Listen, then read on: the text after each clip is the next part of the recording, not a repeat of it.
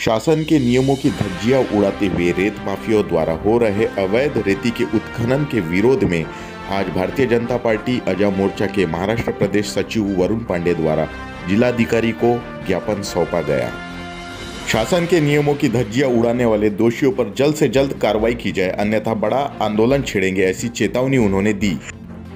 आज वर्धा जिल्ह्यात महसूल अधिकारी असो किंवा जिल्हाधिकारी कार्यालय असो यांची रेती माफियांवर कोणत्याही प्रकारची पकड नाही आहे आणि यांच्या संगनमताने हा सर्व काळा कारभार, घोंगड कारभार वर्धा जिल्ह्यात चालला आहे।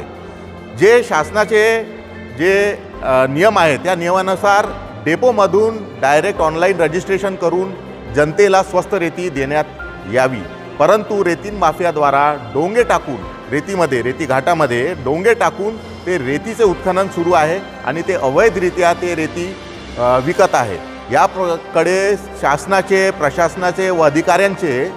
संपूर्ण दुर्लक्ष आहे आणि या दुर्लक्षामुळे जनतेला त्रास सहन करावा लागत आहे आणि रेती माफियांचे मौज आणि मजा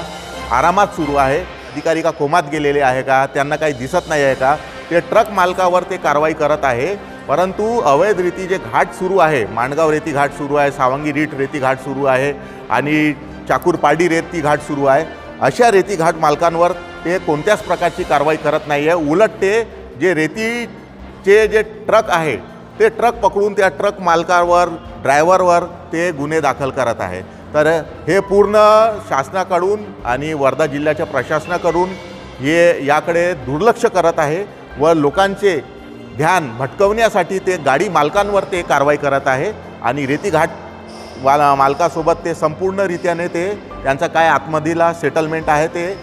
समोर यावा, याकरिता आम्ही जे काही त्यांचे आंतरिक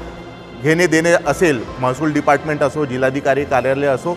या विषयावर त्यांनी निगराणी करून अशा रेती घाट चालकांवर